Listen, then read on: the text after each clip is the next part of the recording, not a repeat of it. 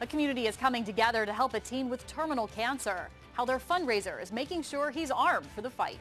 We have a couple more warm days in the forecast, but rain is returning. We'll talk about when coming up. Plus, UWA's Malcolm Butler trying to prove he's not a one-hit wonder. We'll hear from him at Patriots Camp. ABC 3340 News at 10 o'clock starts right now. Now, ABC 3340 News at 10. The war on terror in America's own backyard. You've seen the reports. Attacks on military installations in Chattanooga, bombings at the Boston Marathon, and an increasing number of Americans inspired by groups like ISIS.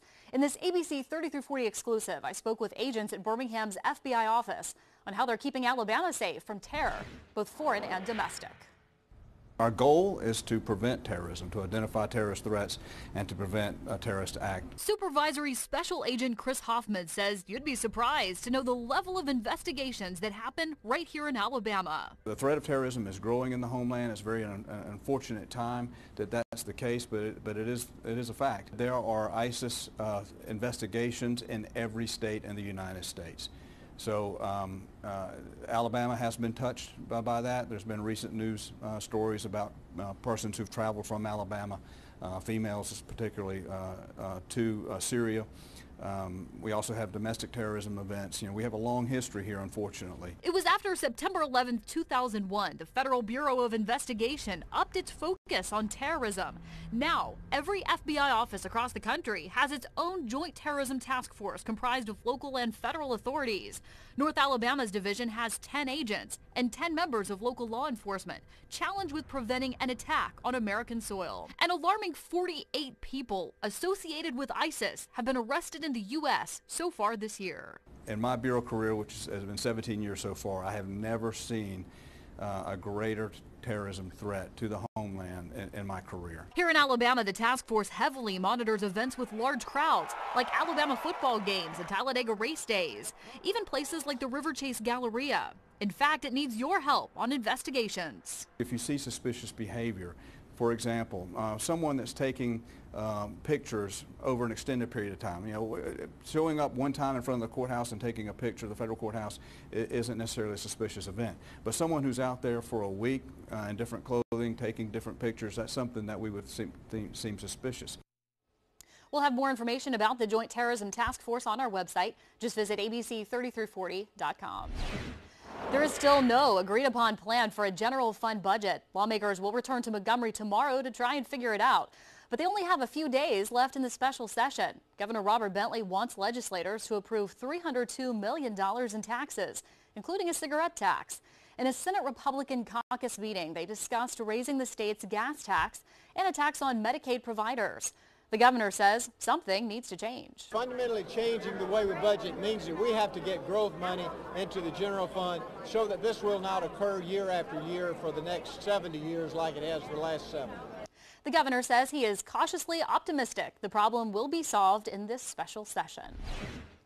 The NAACP is calling for change during its Journey for Justice, marching through several states. That's Alabama, Georgia, South Carolina, North Carolina, and ending in Washington, D.C.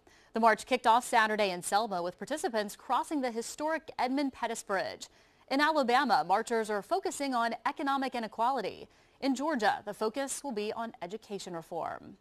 An Oxford teen battling terminal cancer received an outpouring of support in Irondale. ABC 3340 Sherry Evans is live in the newsroom with the story. And Sherry, they're helping him get ready for this fight.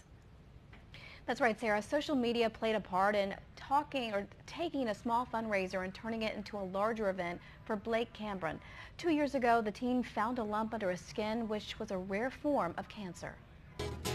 I'm feeling all right. On this day, Blake Cameron is feeling all right.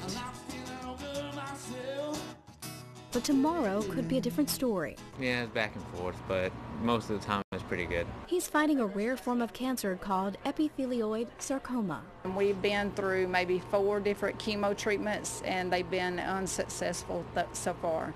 We're looking at 2 or 3 different options right now that have promising results. Beverly Cameron is a single mom of 3, and because insurance and Medicaid doesn't cover everything, people are rallying behind Teen Blake. I could not imagine going through what she's going through. I think, you know, you have problems, You think these little bitty things, and then you hear something like this, and it's just like, it's nothing. Irondale businesses supported a Life Matters celebration in Blake's honor, providing haircuts, food, raffles, and live music for donations. Everybody here is giving their heart. Nobody's receiving a cent. Volunteers came from everywhere. People we don't even know. I've never heard of them before, and it's just amazing how people can do this. It really is. For some, it was a second time volunteering. There was a previous effort to help Blake keep his dog Milo, who could no longer be in his house due to cancer treatment. Blake didn't want to give up his dog, so we got together, took up some donations and stuff, and another community effort, they donated a 20 by 20 kennel. He's got an awesome dog house. His mother says all the help has been overwhelming, and on this good day, she hopes his story might help someone else. People should have anything checked out. You never know, because we just thought it was a lump up under the skin and it was cancer. And Blake's mom says he's now on a list for a clinical trial. Now, if you would like to make a donation, we'll have information on our website. Live in the newsroom, Sherry Evans, ABC 3340. Great story. Thank you, Sherry. Birmingham Waterworks is encouraging young athletes to stay hydrated. Volunteers will visit Mountain Brook High School tomorrow and talk about the importance of drinking water. They'll also show teens how to make fruit-infused water. The Birmingham Waterworks Board is also giving students a 10-gallon water cooler. The ALS Ice Bucket Challenge is coming back in a big way this month. The Birmingham Barons are hosting the Ice Bucket Night the 14th through the 28th. Fans can take their challenge in Barons apparel and tag both the team and the ALS Association Alabama chapter. The best Ice Bucket Challenge video created by a fan will win the prize. Last year, the Ice Bucket Challenge assisted the Alabama chapter in helping people with ALS. In the wake of the challenge, patient referrals increased by 20%. Volunteers worked out to get water to countries in need. It's part of the Iron Tribe Fitness Center's Never Thirst fundraiser. Several people participated in the WOD for Water. A WOD is a popular fitness acronym that means workout of the day. Iron Tribe hosted the first WOD for Water back in 2009. The goal was to bring clean water to Haiti after devastating earthquakes struck the nation. It was a huge success. Children can now face the first day of school with confidence after getting a free haircut. More than 50 barbers clipped and trimmed the hair of young students at the Boutwell Auditorium. They also gave out free backpacks. The event is a collaboration between Mission Alabama, My Brother's Keeper, and the Rock Church. Mission Alabama tells us if students aren't ready to go when school starts, they'll fall behind. If those kids aren't in school the first week, then they're starting out a week or 2 weeks behind. The rest of the year they're behind. But if we can encourage them to be there, to be ready, no excuses, then they're going to thrive the whole year. Mission Alabama says there's a great need in Birmingham for these types of events because 1 in 3 students can't even afford food. And speaking of school, some districts are starting back as early as this week. Birmingham City schools start on Wednesday. Jefferson County, Pell City, and Blount County all start on Thursday. For a complete list of back-to-school start dates, you can go to our website, abc3340.com, and click on the As Seen on TV tab. Still to come, Zimbabwe cracks down on lion killing. The latest suspect accused of illegally hunting the animal. Plus, he's been in there 16 years.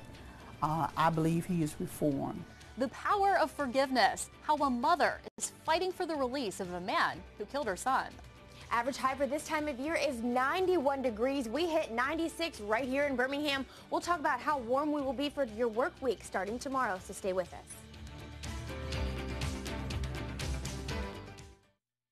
Sometimes you need someone who